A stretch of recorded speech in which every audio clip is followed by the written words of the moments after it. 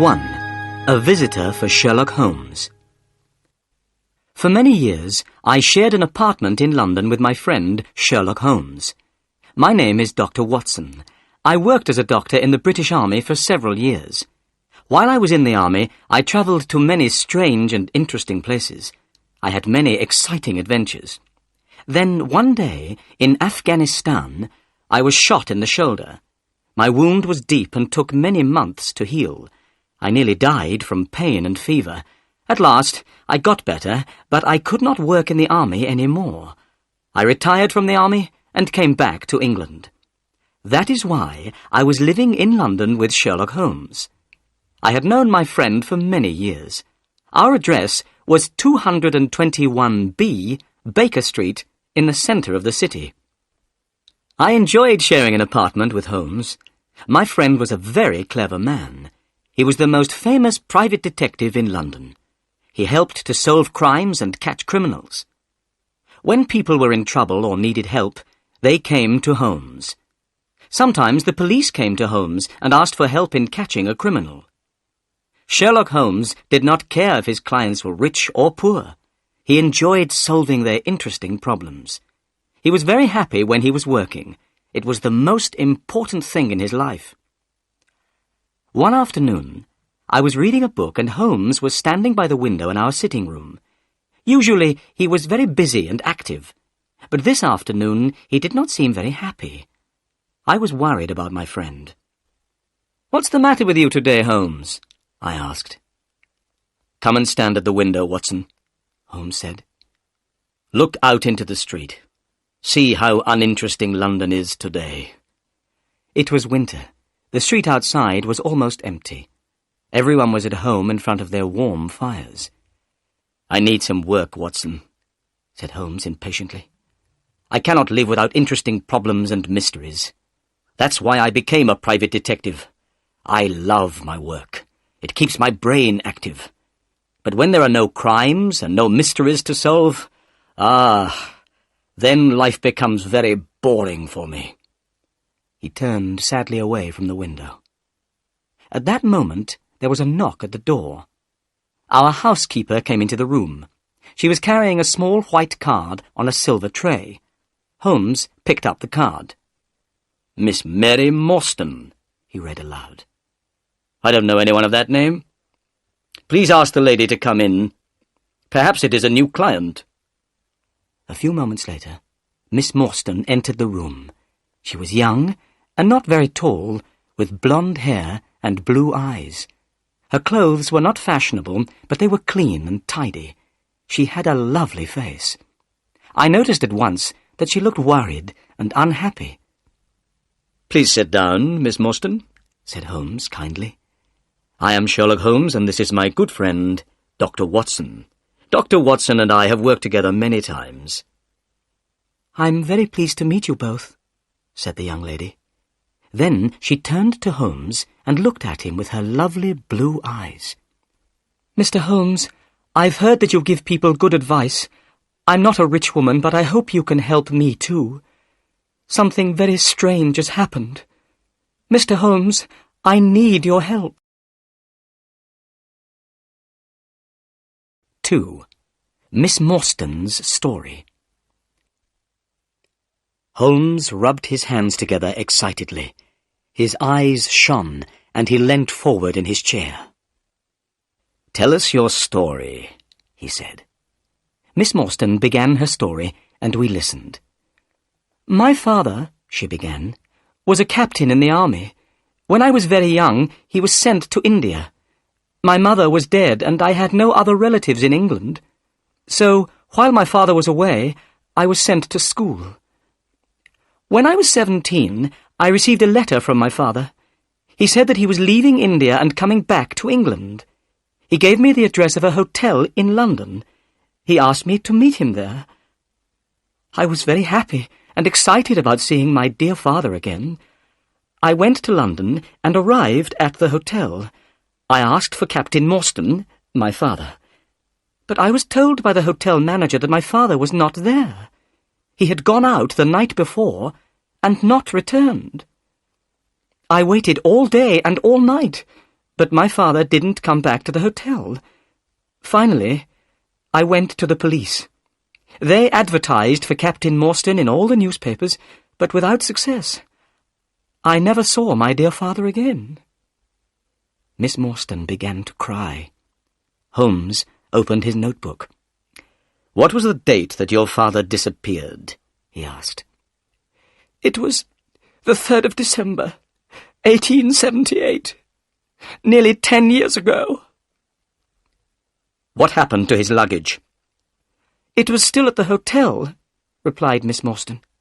"The cases contained some books and clothes and some paintings and ornaments from the Andaman Islands." "The Andaman Islands? What are they?" I asked. "A small group of islands near the coast of India," said Miss Morstan. "There is a prison on one of the islands. My father was one of the officers in charge of the prisoners. He worked there for many years." "Did your father have any friends in London?" asked Holmes. "Only one, Major Sholto. He was also in charge of the prisoners in the Andaman Islands. The Major had retired from the army some time before my father disappeared. He was living in London, and of course I went to see him, but he didn't know that my father had arrived in England." "Your story is very interesting," said Holmes, rubbing his hands together once more. "Please, go on." 4 years after my father disappeared," continued Miss Morstan, "I saw an advertisement in the newspaper. The date was the 4th of May, 1882. To my surprise, the advertisement asked for the address of Miss Mary Morstan. It said that if I advertised my address, I would receive some very good news." "What did you do?" asked Holmes. "I advertised my address in the same newspaper. The next day, I received a small cardboard box.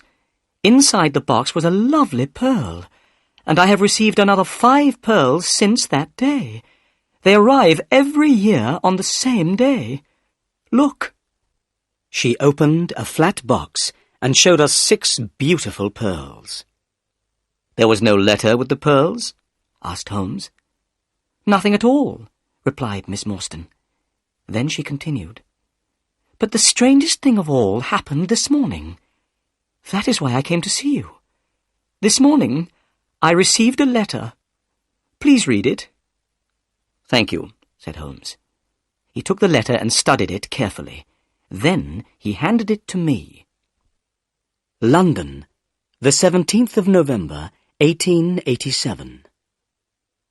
Dear Miss Morstan, go to the Lyceum Theatre tonight at 7 o'clock.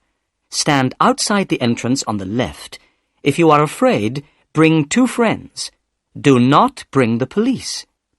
You have been deceived, but you will learn the truth tonight.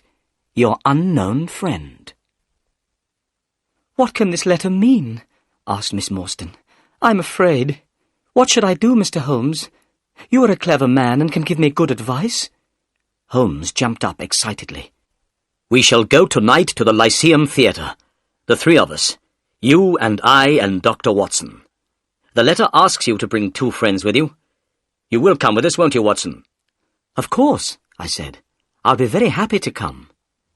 I was speaking the truth. I wanted to help Miss Morstan. "You are both very kind," said Miss Morstan. "Since my father disappeared, I have been alone in the world. I have no friends whom I can ask for help. What time shall we meet this evening?" Holmes looked at his watch. "It's now 3:30, he said. "Come back at 6 o'clock. Don't be afraid, Miss Morstan. This evening we'll come with you to the Lyceum Theatre. We'll meet your unknown friend, and we'll try to solve the mystery." "Thank you," said Miss Morstan. She smiled at us and left the room. "What a lovely woman," I remarked. "I'm going out now," said Holmes. "I'll be back in about an hour." When Holmes had gone, I sat down by the window and tried to read a book, but I could not stop thinking about Miss Morstan. I hoped that we would be able to help her. 3.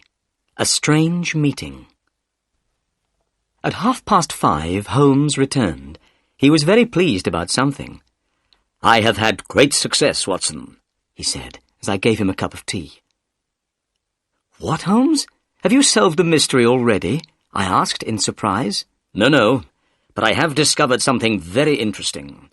Miss Morstan said that her father had a very good friend in India. His name was Major Sholto. "Yes," I said. "Major Sholto had retired from the army. He was living in London when Captain Morstan disappeared, but he did not know that Morstan was in England." "Well," said Holmes, "I've just been to the offices of the Times newspaper. I looked through the old copies of the newspaper, and I discovered that Major Sholto died on the 28th of April, 1882. "Perhaps I'm very stupid, Holmes, but I don't see why this discovery is interesting." "Listen," Holmes said. "Captain Morstan disappeared. He had one friend in London, Major Sholto. But Major Sholto said that he didn't know that Captain Morstan was in London. 4 years later, on the 28th of April, 1882, Sholto died. A few days later, on the 4th of May, 1882, Captain Morstan's daughter saw the advertisement in a newspaper. Then she received a valuable present. These presents came every year. Why do the presents arrive on that day? They must have something to do with Sholto's death." I was still puzzled. "But Sholto died 6 years ago," I said. "Why did Miss Morstan receive that letter today, 6 years later? The letter speaks of telling her the truth. What can it mean?" "I hope that we'll find the answers to these questions tonight, Watson," said Holmes seriously. "Are you ready? It's 6 o'clock, and here is Miss Morstan." Miss Morstan entered the room. She was wearing a dark cloak and hat. She did not seem afraid, but her beautiful face was very pale. I picked up my hat and my heaviest stick. I noticed that Holmes took his gun from his drawer and put it into his pocket. We got into a cab and were soon on our way to the Lyceum Theatre. In the cab, Miss Morstan took a piece of paper out of her bag. "Mr. Holmes, I forgot to show you this. This note was found in my father's luggage. It is very strange. I don't know what it means. Perhaps it isn't very important, but I wanted you to see it." Holmes unfolded the note carefully and spread it on his knee. He took a magnifying glass out of his pocket and examined the paper. "This paper was made in India," he remarked. "Have a look at it, Watson." I took the note and studied it carefully. The paper was thin and old. There was a drawing on the paper. "It looks like the plan of a large building," I said. "Somebody has made a mark to show a certain place in the building. But what are these names at the bottom? And what is the meaning of the sign of 4? "I don't understand what this note means," said Holmes, "but it might be important. I will keep it." He sat back in the cab. Miss Morstan and I talked quietly together, but Holmes did not say anything. I knew he was thinking hard. It was getting dark, and the people in the streets were hurrying home from work. I was feeling a little afraid. I wondered what kind of person we would meet at the Lyceum Theatre. There were many people outside the theatre. Everyone was meeting friends and going in to see the play. The letter had told us to stand outside on the left. We waited. Suddenly, a small, dark man appeared. "Are you Miss Morstan and her friends?" he asked. "Yes," she said. "You must promise me that these men are not policemen," said the stranger. "They are not policemen," replied Miss Morstan. "Then come with me," said the man. He led us quickly across the street to another cab and opened the door. We went inside. The man closed the door and jumped up onto the driver's seat of the cab. The horse moved off quickly. We passed through so many streets that I was very soon lost.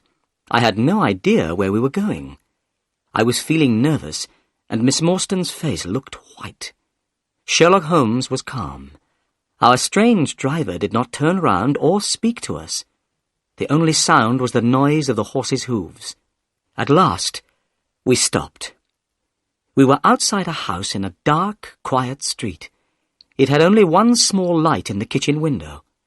There were no lights in any of the other houses in the street. We knocked at the door. It was opened immediately by an Indian servant.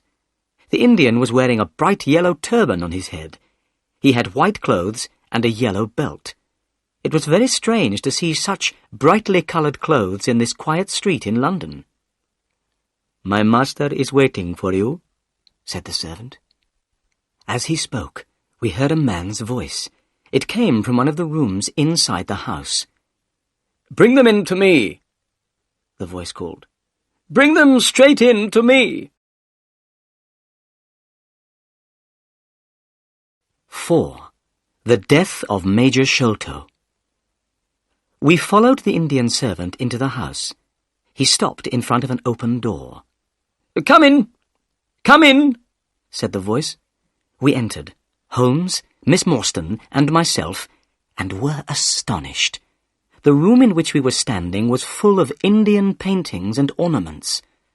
The carpet was soft and very thick.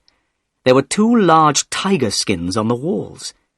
In the centre of the room stood a strange little man with a bald head. He was smiling, but he seemed very nervous. "My name," said the bald-headed man, "is Thaddeus Sholto. You are Miss Morstan, of course. And these 2 gentlemen?" "This is Mr. Sherlock Holmes, and this is Dr. Watson." "A doctor!" cried Thaddeus Sholto excitedly. "Oh, please could you listen to my heart? I'm very worried about my heart." I listened to his heart beating, but I could hear nothing wrong with it. "There's nothing wrong with your heart," I told him. "I'm so glad," said Thaddeus Sholto. "Miss Morstan, your father had a very weak heart. If his heart had been stronger, he would have been alive today." Miss Morstan sat down, and her face turned very white. "I knew that he was dead," she said. There were tears in her eyes. I was very angry with Thaddeus Sholto. He did not notice how much he had upset Miss Morstan. "Please, tell us why we've been brought here," said Miss Morstan. So Thaddeus Sholto began his strange story, and we listened. "My father," Sholto said, "was Major Sholto of the Indian Army. He retired from the army about 11 years ago. He bought a house in North London. He called the house Pondicherry Lodge. My brother, Bartholomew, and I were his only children. We knew that Captain Morstan, Miss Morstan's father, and our father had been very good friends in India. When we heard that Captain Morstan had disappeared, we were very upset. My brother, Bartholomew, and I also knew that our father was afraid of something. He never went out alone. He often spoke about a man with a wooden leg who followed him. He seemed very afraid of this man." "Did he tell you why he was afraid?" asked Holmes. "No, he didn't," Thaddeus Sholto replied. Then he continued with his story. "One day, in 1882, our father received a letter from India. This letter upset him very much. He became ill. Every day he grew weaker. At last, he was dying. He asked to see me and my brother Bartholomew. We went to his room. He told us to lock the door and come over to the bed. Then he held our hands and spoke to us. He said that he wanted to tell us the truth about Captain Morstan's death. He was the only person who knew this terrible secret. When father was in India with Captain Morstan, they found a great treasure.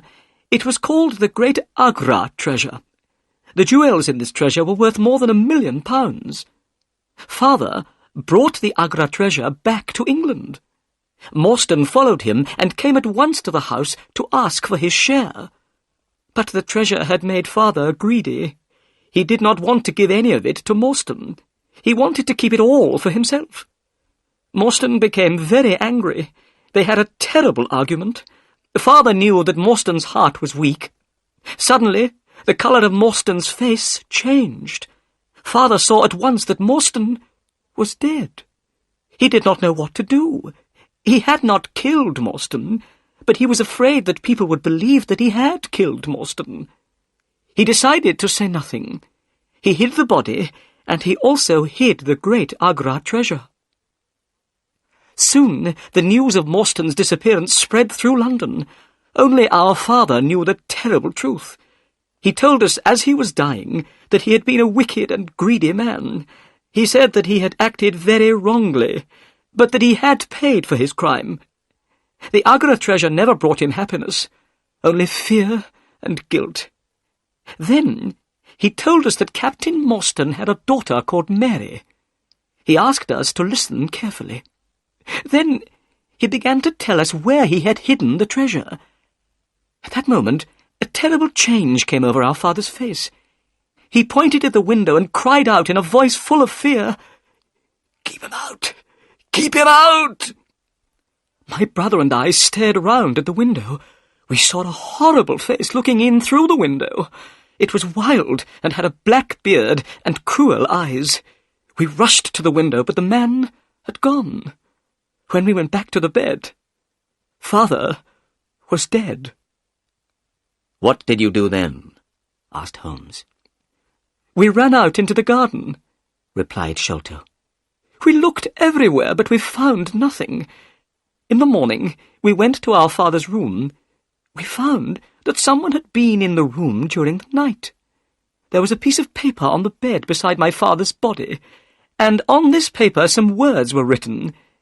These words were, 'The sign of 4. 5. The Great Agra Treasure. Holmes, Miss Morstan and myself looked at each other in surprise. My body felt cold with fear. "The same words, 'The sign of 4, were written on that strange note in Captain Morstan's luggage," said Holmes. "What can it mean?" I whispered. Miss Morstan turned to Thaddeus Sholto. "Why did you send me the pearls?" she asked. "On the table, beside our father's bed, was a gold cup," Sholto answered. "It was decorated with 6 pearls. Our father had told us that this cup was part of the Agra treasure. He had wanted us to share the treasure with you. So we found your address and sent you the pearls, one by one." "That was very kind of you, Mr. Sholto," said Miss Morstan. "Not at all," said Sholto. "But now I am going to tell you something very exciting. Yesterday, my brother and I found the great Agra treasure." "You found the treasure?" we repeated in astonishment. "Yes. Our father had died before he told us where it was hidden. My brother Bartholomew and I searched for the treasure for 6 years. Yesterday, we found it. That is why we sent you the letter, Miss Morstan. We have found the treasure, but half of it belongs to you." "Where is the treasure now?" asked Holmes. "At my father's house, Pondicherry Lodge," replied Sholto. "My brother Bartholomew lives there now. We must go there immediately so that Miss Morstan can see the treasure and claim her share. Bartholomew is expecting us. Miss Morstan, tonight you will be a rich woman." Miss Morstan was going to be very rich. I should have been very happy, but I did not feel happy at all. I had fallen in love with Miss Morstan, but I did not have very much money. If she became rich, I could not ask her to marry me. Thaddeus Sholto put on his coat. "Come," he said. "I have a cab waiting outside. It will take us to Pondicherry Lodge. We must not be late." It was a long drive to Pondicherry Lodge. The night was cold, and the moon was shining brightly. As we sat in the cab, Thaddeus Sholto continued to talk. Holmes, Miss Morstan, and myself listened. "My brother Bartholomew is a very clever man," he said. "He knew that the treasure was somewhere in the house. He had an idea. He measured the height of the house outside. It was 74 feet high. Then he measured the height of the rooms inside the house. He added the heights of the rooms together. The total was only 70 feet. There was extra space under the roof. My brother made a hole in the ceiling of the room on the top floor. He found a secret room. Inside this little room, the treasure chest was standing. Last night, I helped Bartholomew to lower the chest down into the room below. We opened the chest with a key which we found beside it. Thaddeus Sholto's voice became excited. Inside the treasure chest were hundreds of beautiful jewels, diamonds, rubies, sapphires, and many others. They shone so brightly that they hurt our eyes. Miss Morstan, the Agra treasure is really wonderful. But here is Pondicherry Lodge. We have arrived. Soon you will see the treasure for yourself. It was now nearly 11 o'clock. Pondicherry Lodge was a big house with a high wall around it. Everything was black and silent. There was no light except the moonlight. "This is very strange," Thaddeus Sholto said nervously. "I don't understand why there are no lights. My brother Bartholomew is expecting us, but the house is dark." We walked up to the house. Suddenly we heard a noise coming from inside that great black house. It was the sound of a woman crying. "The only woman in the house is the housekeeper," said Sholto. "Something is wrong." We hurried to the door and knocked. A tall old woman opened it. Her face was white with fear. "Oh, Mr. Thaddeus, I'm glad you've come," she said. "I'm very frightened. Come into the house, Mr. Thaddeus. Oh, I'm glad that you're here. Something terrible has happened to your brother."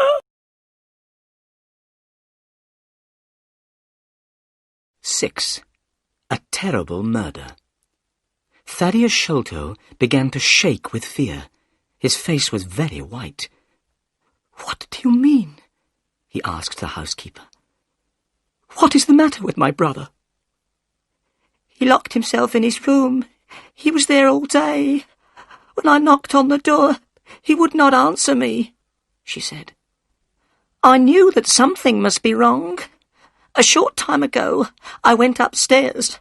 I looked through the keyhole of the door of his room. I saw your brother's face, Mr. Thaddeus. It looks terrible. You must go up, Mr. Thaddeus. You must go up and see for yourself." The housekeeper started to cry again. "You must all go upstairs," said Miss Morstan. "I'll stay here and look after this poor woman."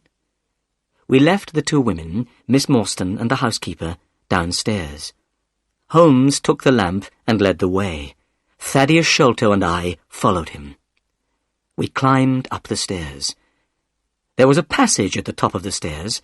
At the end of the passage was a door. Thaddeus Sholto pointed to this door.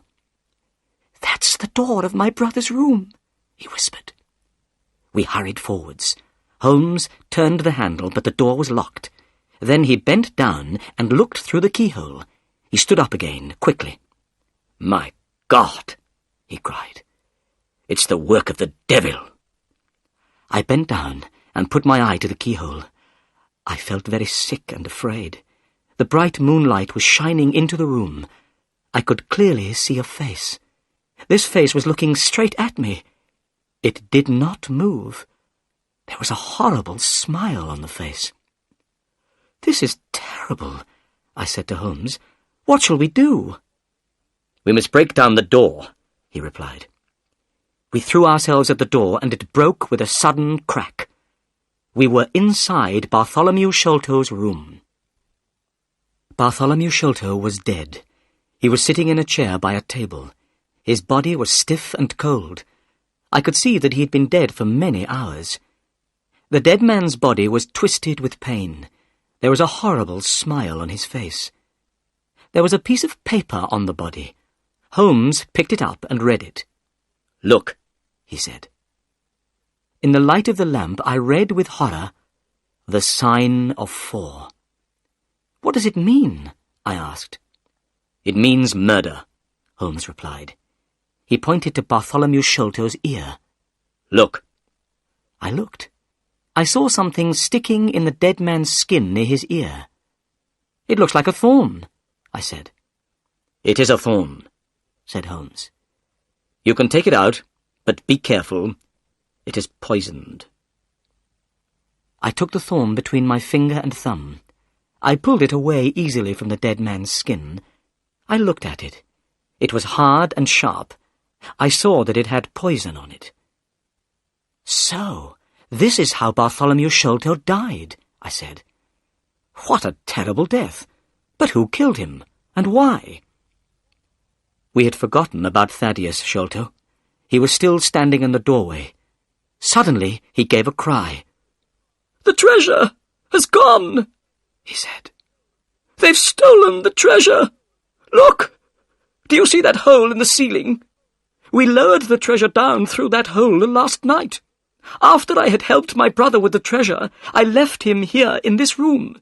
I was the last person to see my brother alive. I heard him lock the door as I came downstairs." "What time was that?" asked Holmes. "It was 10 o'clock, and now my brother Bartholomew is dead, and the great Agra treasure has gone."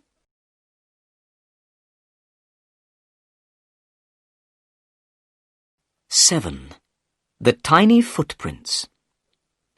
"Go to the police station, Mr. Sholto," said Holmes. "Ask the police to come quickly. Dr. Watson and I will wait here." Thaddeus Sholto turned away.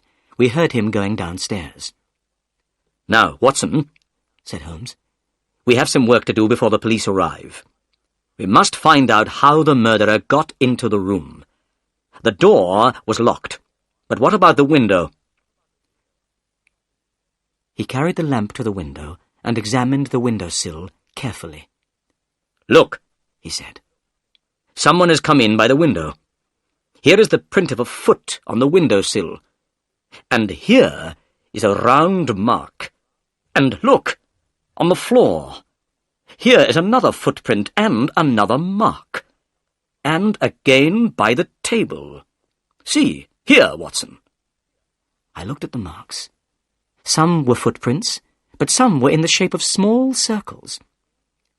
"Those are not footprints," I said. "No," replied Holmes. "They are the marks made by someone with a wooden leg." "Someone with a wooden leg?" I said. "Holmes, Thaddeus Sholto told us that his father was afraid of a man with a wooden leg." "Yes," said Holmes. "But the wooden-legged man was not alone. Someone else has been here too. Look outside." We both went to the window and looked down. "We are very high up," said Holmes.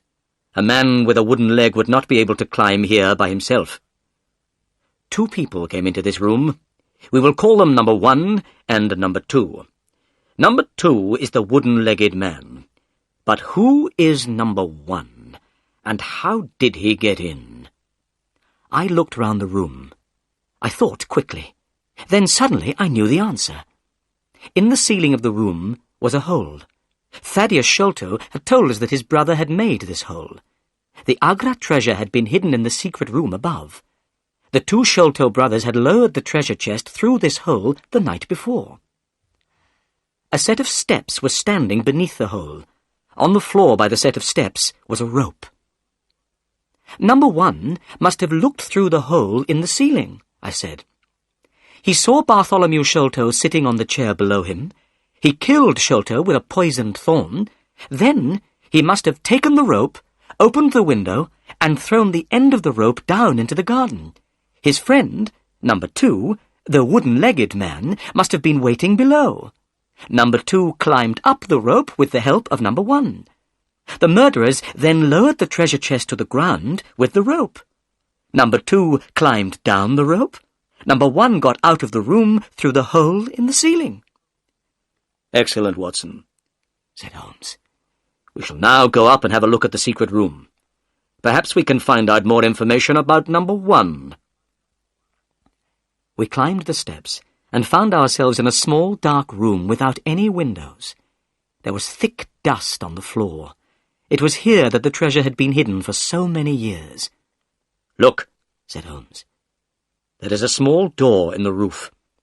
That is how number 1 got in." Then Holmes shone the lamp down at the floor. By the light of the lamp, I saw that the floor was covered with many footprints. They showed very clearly in the thick dust. They were the prints of bare feet. But they were not the footprints of an ordinary man. They were extremely small. Suddenly, a horrible thought came into my mind. "Holmes," I whispered, "a child has done this terrible thing." Holmes did not answer. He was still studying the tiny footprints. Finally, he spoke. "No," he said slowly. "I don't think it was a child. Look at this footprint. Look at the marks of the toes. They are very wide apart. It is not a child's footprint. It is a man's. They are the prints of a tiny man." "Do you mean a dwarf?" I asked in surprise. "I will show you," replied Holmes. "Let's go into the room again. Let's examine once more the poisoned thorn which killed Bartholomew Sholto." In the room below, I picked up the thorn. I held it carefully between my fingers. I felt afraid. It was long and sharp. "Now then," said Holmes, "what do you think about this thorn? Is it an English thorn?" "No," I said. "It certainly is not." "You see," said Holmes, "already we begin to know many things about murderer number 1. He is a very small man, in other words, a pygmy, from some foreign land. He is very strong and can climb great heights easily. He is also extremely dangerous. He kills people by shooting them with poisoned thorns."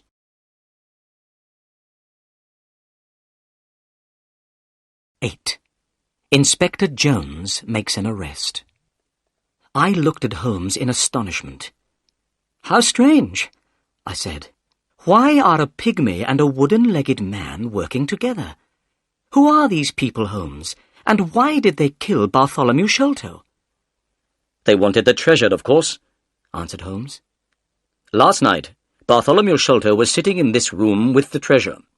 The pygmy came in through the roof and saw him. The only way to get the treasure was to kill Sholto." "And what about the paper with the sign of 4? I asked. "It must mean revenge," Holmes answered. "Remember that a paper from the sign of 4 was also found on the dead body of Major Sholto. I don't know why someone wants revenge on the Sholto family, but we know that someone wanted revenge. They also wanted the treasure, and they were prepared to kill the Sholtos, father and son, to get the treasure." Holmes took out his magnifying glass and started to examine the room again. There were some bottles and tubes in one corner of the room. Bartholomew Sholto must have been interested in chemistry. A glass tube had broken, and a dark liquid had spilled onto the floor. Holmes gave a loud cry of joy. "Come here, Watson," he said. "What can you smell?" I walked over. Suddenly, I smelled something very strong and unpleasant. The smell was coming from the dark liquid on the floor. "It smells like tar," I said. "It is similar to tar," Holmes answered. "It is creosote." He was smiling and rubbing his hands together. "Why are you so pleased?" I asked. Holmes pointed to the floor. I saw a clearly marked small footprint. I realized that the pygmy had stepped in the creosote. "I know a dog which loves the smell of creosote. It will follow this smell for miles and miles," said Holmes. "We'll catch these murderers now." Just then we heard footsteps and loud voices outside the room. "It's the police," said Holmes. As he spoke, a fat man in a grey suit entered the room. His face was red and his eyes were small and bright. He was followed by a policeman in uniform and by Thaddeus Sholto. I'd never seen the fat man before, but Holmes seemed to know him well. "Good evening, Inspector Jones," said Holmes politely. "Don't you remember me?" The fat man stopped and stared. He was not very pleased to see Holmes. "Why, yes, of course," he said. "You are Mr. Sherlock Holmes, the private detective. Yes, I remember you well. This is an interesting crime, Mr. Holmes. A man has been murdered, and jewels worth £1 million are missing. What do you think happened?" "Well, began Holmes. But Inspector Jones did not want to listen to my friend. He thought his own ideas were better. "Listen, Mr. Holmes. I will tell you what I think," he said importantly. "This man, Thaddeus Sholto, tells me that he was with his brother last night. They discovered the treasure together. He was the last person to see his brother alive. Now, I think that Thaddeus Sholto killed his brother. Then he ran off with the jewels." "Oh, no, it isn't true," cried Thaddeus Sholto. "What about the poisoned thorn in the dead man's skin?" asked Holmes. "And the paper with the sign of 4? "The thorn belongs to Thaddeus Sholto," replied Jones quickly. "I don't think the paper is very important. Perhaps it's a trick. But wait a moment. What's that up there? I see a hole in the ceiling. I must have a look." Inspector Jones went quickly up the steps. We heard him moving about noisily in the room above. Then he came down again. He was hot and dusty. "I know everything now," he cried. "I have found a door which leads out onto the roof. That was how Thaddeus Sholto escaped." "But the footprints," began Holmes. Inspector Jones was not listening. He had not noticed the tiny footprints. He turned to Thaddeus Sholto. The poor man was shaking with fear. "Mr. Sholto," said Jones, "I arrest you for the murder of your brother." "I didn't do it," Thaddeus cried. "Please, Mr. Holmes, believe me." "Don't worry, Mr. Sholto," said Holmes. "I know that you didn't kill your brother. I will find the murderer." Inspector Jones turned to Holmes angrily. "Listen, Mr. Holmes," he said. "This is a matter for the police. It has nothing to do with you. Good night, gentlemen." Inspector Jones and the policeman took Thaddeus Sholto away. A few minutes later the house was quiet again.